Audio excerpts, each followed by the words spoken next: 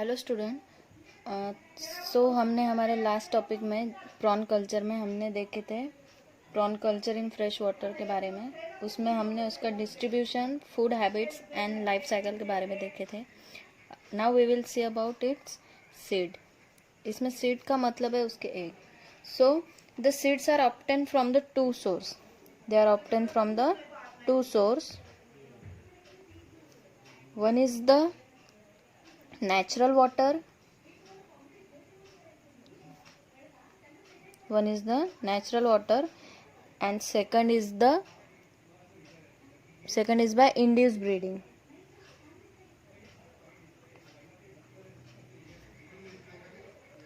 So there are the two source, okay, for obtaining the seed. One is the natural water, second is the induced breeding. So the seed collected from the natural water is carried out from the river. From where? It is from the river. And in induced breeding, the other method is the second one method is the induced breeding, the prawn under control condition in the hatcheries. So अगर दो source है, दो source में से एक natural water body है and second is the induce breeding है. So what is induce breeding? Now the breeding, they breed through the artificial stimulation. Okay, artificial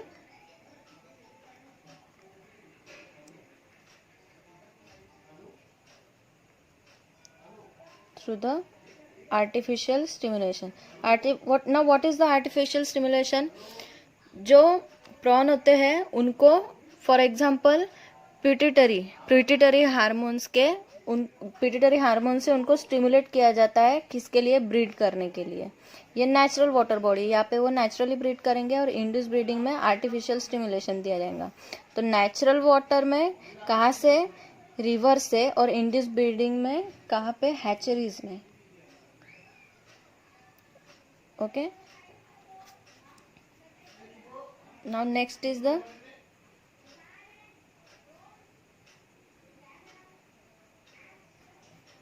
nursery phase.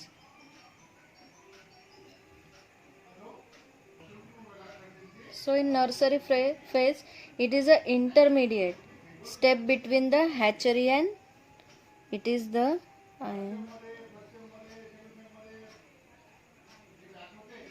the intermediate step between hatcheries and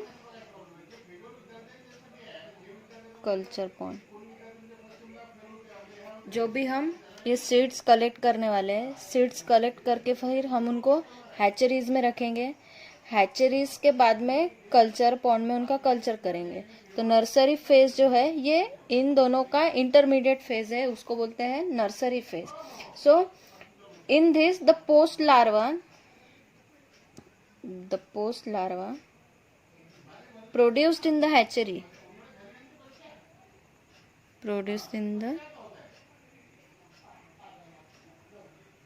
hatcheries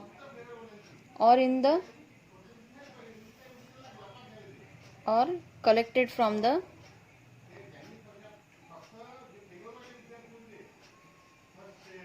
natural resource.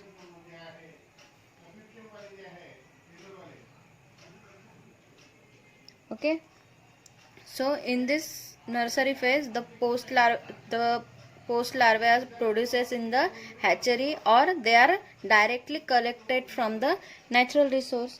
Natural resource से direct collect करते हैं. फिर collect करने के बाद specially prepare nursery, एक special nursery prepare की जाती है. स्पेशली प्रिपेयर्ड नर्सरीज किसके लिए? नर्सरीज प्रिपेयर की जाती है for up to the juvenile phase. जब तक वो यंग नहीं हो जाते हैं, पोस्ट लार्वल स्टेज से जब तक जुवेनाइल में नहीं बदल जाते, तब तक उनके लिए एक स्पेशल टाइप ऑफ नर्सरीज बनाई जाती है. सो द नर्सरीज में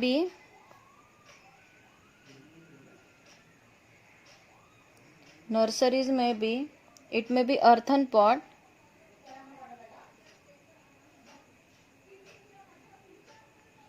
earthen pond or cement tanks or any plastic pool.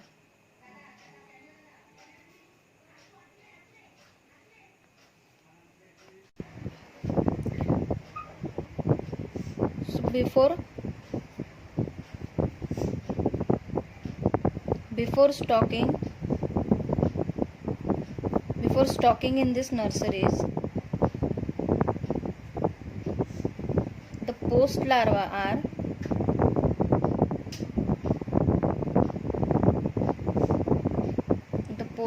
are acclimatized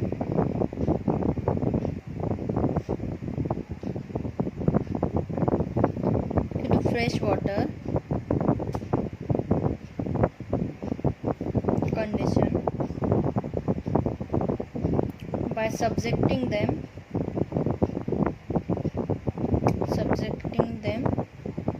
to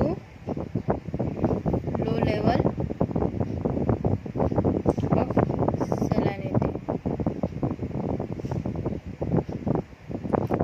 So before stocking in the nurseries, the post larvae are acclimatized to the fresh water condition by subjecting them, उनको पहले लो water salinity में थोड़ा उनको रखा जाता है ताकि वो नर्सरीज में अच्छे से प्रिपेयर हो सके. Then the nursery are stocked with 2000 to the nurseries are stocked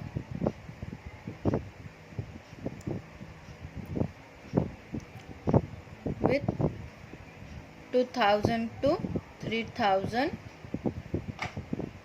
post larvae per meter square. Okay, so how many post larvae are stocked? Up to 2000 to 3000 per meter square. Then in the post larval stage, they tends to clean.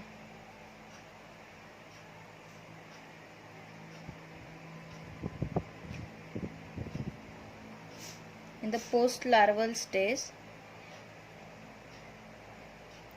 the prawn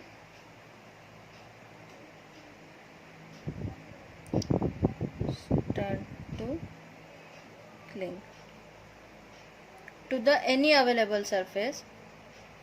So in order to provide with some surface for clinging,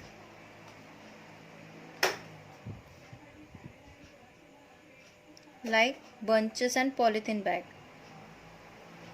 bunches of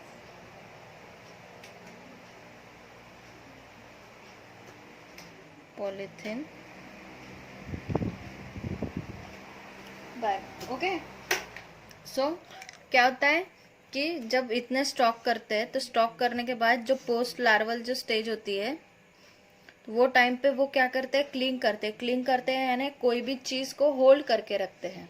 कोई भी चीज से hold, they hold on highly tight to some बड़े, ठीक है, कुछ तो भी होल्ड करके रखते हैं. तो उसके वजह से क्या करते हैं कि उनको एक क्लिंकिंग सरफेस प्रोवाइड किया जाता है. उसके लिए क्या यूज करते हैं, bunches of the polythene bag like thin strip use की जाती है जब किसकी बनी होती है, पॉलीथीन बैग की, ताकि so at this post larval stage they are fed with a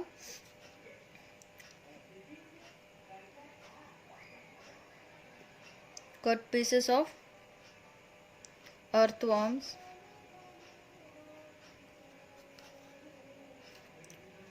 rice bran and groundnut oil cakes etc. So जब उनको नर्सरीज में जब उनको स्टोर करते हैं तो उनको फीड किया जाता है from cutted piece of earthworm, then rice bran, then groundnut coconut oil, then many other mussels, plated feeds and etcetera. Okay, इन सब चीज़ों से उनको फीड किया जाता है. Then after feeding, the feeding is done 3 times a day. Feeding 3 to 4 times in a day. 3 to 4 time उनको feed करते हैं. फिर depending upon the quality of management of rearing pond, जितने हम स्टॉक कर रहे हैं, अगर ज़्यादा क्वांटिटी स्टॉक कर रहे हैं, जैसे हमने बोले कि 2000 से लेके 3000 तक अगर पोस्ट लार्वे स्टॉक करते हैं तो उनको 3 से 4 टाइम फीड किया जाता है. अगर प्रॉन्स की या फिर पोस्ट लार्वे की क्वांटिटी ज़्यादा होती है तो हम फीडिंग थोड़ा इंक्रीज कर देंगे. 3 से 4 टाइम की जगह हम 5 से 6 टाइम ऐसे उनको फीड करेंगे.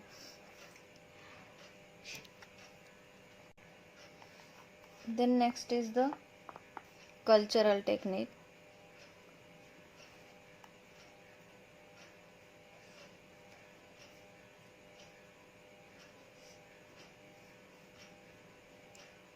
For freshwater prawn. So freshwater prawn को कैसे कल्चर किया जाता है? जैसे कि फ्रेश वाटर फिश फार्मिंग करते हैं सेम मेथड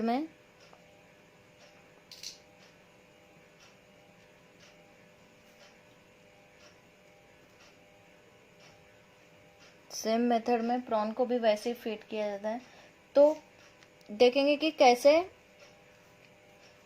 फीड फार्म किया जाता है. तो पहले पॉइंट है, it is the selection of site selection का. तो साइट सिलेक्शन करते वक्त पहले तो the selection of topography. Okay, the selection of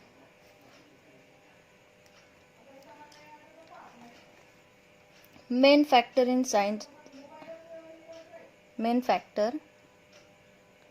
site selection is the topography. Okay,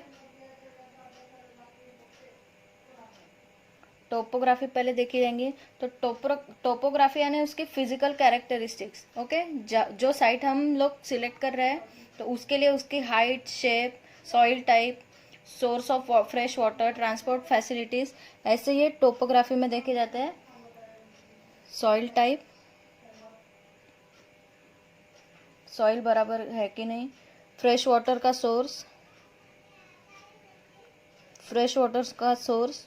क्योंकि हम फ्रेश वाटर फार्म करने वाले हैं प्रॉन की, तो उसके वजह से फ्रेश वाटर सोर्स ये नज़दीक है कि नहीं ये देखेंगे.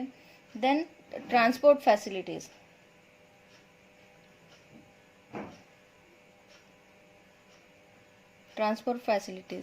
अगर सपोज मार्केट दूर है और हम लोग बहुत ज़्यादा दूर अगर फार्मिंग कर रहे हैं तो जो ट्रांसपोर्ट फैसिलिटीज़ है तो वो बराबर होनी चाहिए. यानी कि टाइम टू टाइम बराबर, जो टाइम पे हमें मार्केट में पहुंचाना है वो टाइम पे बराबर जाएगा या नहीं, तो ये देखने के लिए ट्रांसपोर्ट फैसिलिटीज़ ये भी देखना पड़ेगा. तो ये सब हम टोपोग्राफी में देखते हैं. Okay, then next is the pond. अब पॉन्ड का एरिया कैसा होना चाहिए? So the pond of 0.1 to 0.2 acres area, pond of 0.1 to 0.2 acres of area are selected for the ideal culture of freshwater pond. Okay, fresh water pond के लिए कितना area select किया जाता है? 0.1 to 0.2 एकड़ एरिया, इतना एरिया फ्रेश वाटर पॉन्ड के लिए सिलेक्ट किया जाता है कल्चर के लिए. The pond bottom should be slightly sloped. Bottom should be sloped.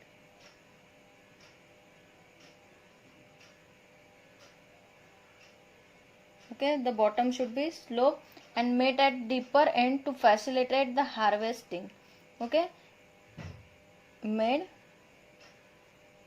at the deeper end to facilitate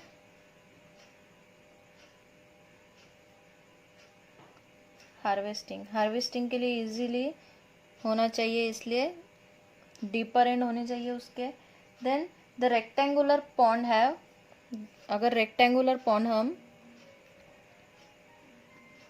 rectangular pond हम अगर प्रेफर कर रहे हैं तो उसका रेशो होना चाहिए 2.5:1, इतना उसका रेशो होना चाहिए.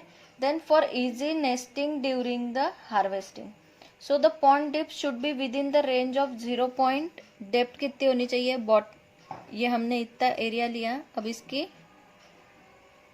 डेप्थ जो होनी चाहिए वो 0.75 टू 1.2 मीटर, इतनी उसकी डेप्थ होनी चाहिए. To prevent erosion proper bunds should be constructed. Erosion से प्रिवेंट करने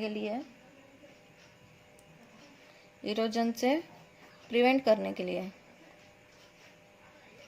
हमको अच्छे से बर्न्स डेवलप करने पड़ेंगे, कंस्ट्रक्ट करने पड़ेंगे. Then the proper inlet and outlet, proper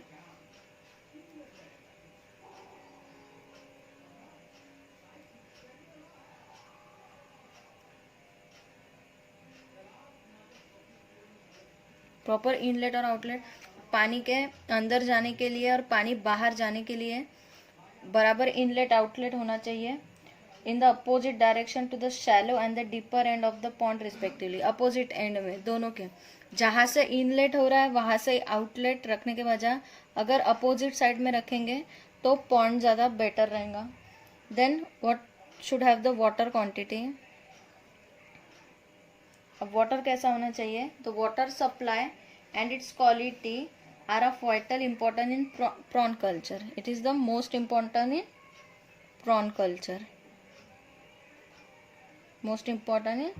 culture. The critic of water supply, the criteria for the water supply for the prawn farming is follow. So पहले तो उसका pH कितना होना चाहिए?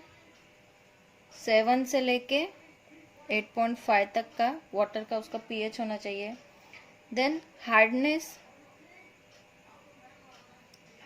Is up to 50 to 100 ppm, that is parts per million. Then DO, that is the dissolved oxygen. dissolved oxygen कितना होना चाहिए? dissolved oxygen की level more than 4 ppm. Then salinity कितनी होनी चाहिए?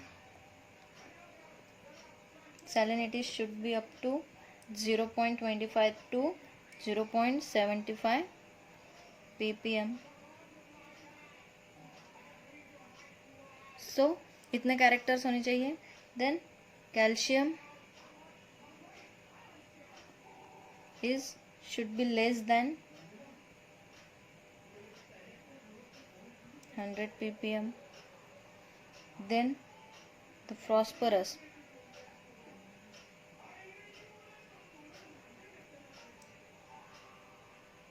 less than 1 ppm, and nitrates should be less than also 1 ppm. So water ये कैसा है? मोस्ट इम्पॉर्टेंट है इन प्रॉन कल्चर. सो उसकी pH लेवल कितनी होनी चाहिए? 7 से लेके 8.5 तक की उसकी pH लेवल होनी चाहिए. हार्डनेस कितना होना चाहिए? 50 से लेके 100 ppm. Then DO, that is dissolved oxygen, is more than 4 ppm. Then salinity is 0.25 to 0.75 ppm. Then calcium is less than 100 ppm. Phosphorus also less than 1 ppm, and nitrate is also less than 1 ppm. So the water intake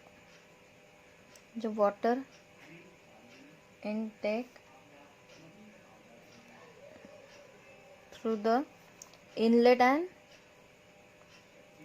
outlet pipe, it should be screening रखनी. अगर water intake और outtake pipe से, ठीक है, intake और outtake कर रहे हैं अगर पाइप से, तो हमें उसकी स्क्रीनिंग करनी पड़ेगी. क्यों स्क्रीनिंग करनी पड़ेगी? Due to the predators like small fishes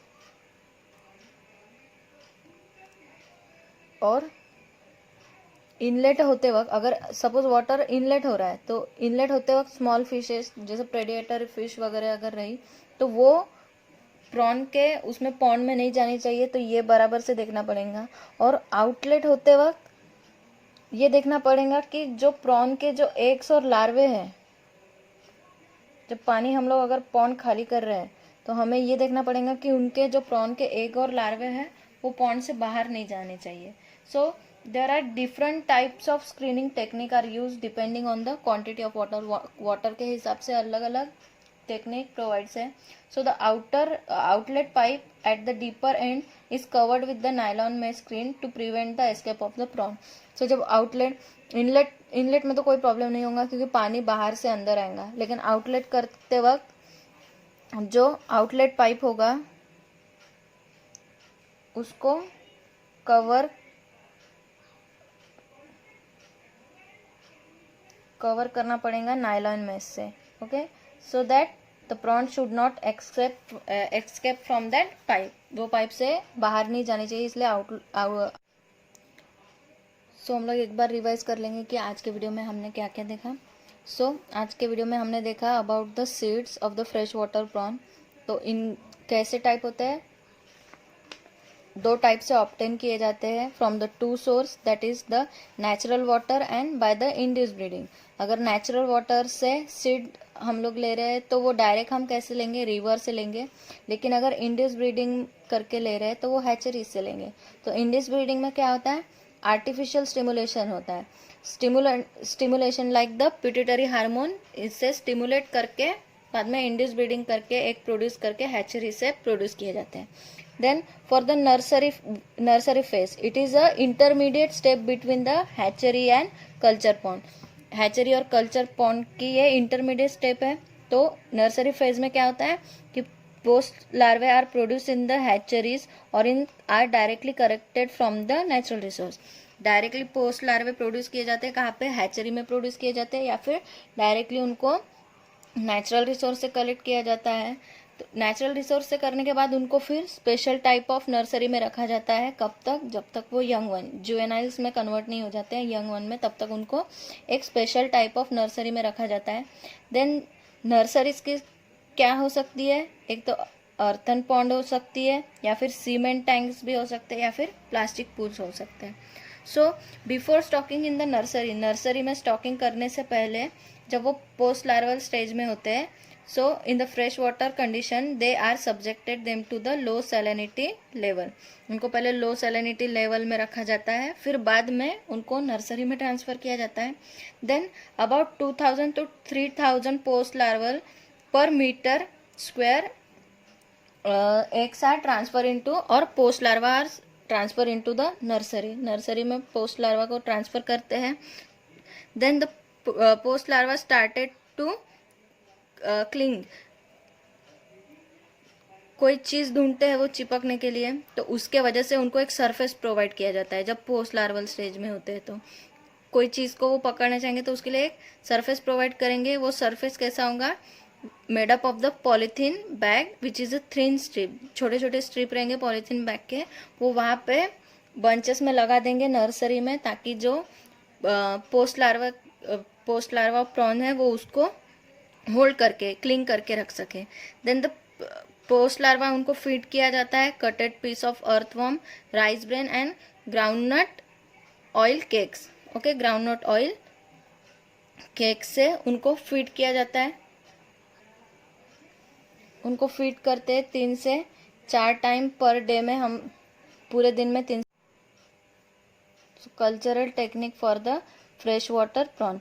अब टेक्निक कौन सी टेक्निक यूज़ की जाती है, तो जैसे हम फ्रेश वाटर फिश फार्मिंग के लिए यूज़ करते हैं, वैसे ही प्रॉन फार्मिंग के लिए भी वैसी सेम टेक्निक यूज़ की जाती है। तो सबसे पहले तो होता है साइट सिलेक्शन। साइट सिलेक्शन में क्या देखा जाता है, टोपोग्राफी देखा जाता है। टोपोग्राफी में सॉइल टाइप देखते हैं, वाटर फैसिलिटीज़ देखते हैं कि फ्रेश वाटर नज़दीक अवेलेबल है या नहीं, एंड देन ट्रांसपोर्ट फैसिलिटीज़ देखते हैं कि जब प्रॉन बड़े हो जाए तो उनको ट्रांसपोर्ट करने के लिए कहाँ से कहाँ तक ले जाना पड़ेगा, तो इसलिए ट्रांसपोर्ट फैसिलिटीज़ देखते हैं। Then second one is the pond. तो पॉन्ड कितना होना चाहिए, 0.1 to 0.2 हेक्टर एरिया, इतने एरिया का पॉन्ड होना चाहिए। The pond bottom should be sloped and made at deeper end to facilitate harvesting. Deeper end होना चाहिए हार्वेस्टिंग के लिए, इजिली हार्वेस्टिंग के लिए। अगर रेक्टेंगुलर रहेगा तो उसका रेशो होना चाहिए 2.5:1, इतना उसका रेशो होना चाहिए। पॉन्ड की डेप्थ होनी चाहिए 0.7 to 1.2 मीटर की उसकी डेप्थ होनी चाहिए। और फिर उसको इरोजन से प्रिवेंट करने के लिए हम बर्न्स प्रिपेयर करेंगे बराबर से, ताकि वो इरोजन से प्रिवेंट हो सके।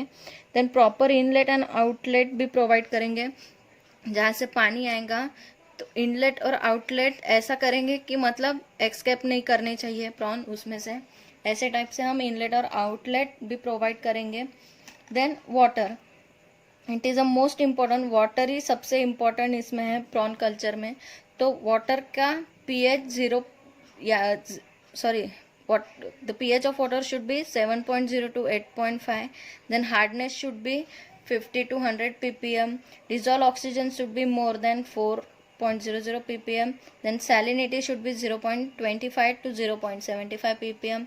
Then calcium should be less than 100 ppm. Phosphorus should be less than 1 ppm and nitrate also less than 1 ppm. Then water intake through the inlet and outlet pipe should be screen करना पड़ेगा अगर inlet outlet कर रहे हैं pond को। तो क्योंकि वहाँ से प्रेडेटर अगर इनलेट कर रहे हैं तो प्रेडेटर फिश और स्मॉल फिश उसके अंदर एंटर हो सकती है, उसके वजह से उसकी स्क्रीनिंग करनी पड़ेगी। या फिर आउटलेट पाइप जब होगा, पानी जब हम बाहर निकालेंगे तो हो सकता है कि जो एग से और लार्वे है वो प्राउन के वो फ्लो हो जाए, उसके वजह से जो इनलेट आउटलेट है वो बराबर से स्क्रीनिंग करनी पड़ेगी। देन जो आउटलेट रहेगा तो उसको हम कवर कर रहे हैं नायलॉन मैश से।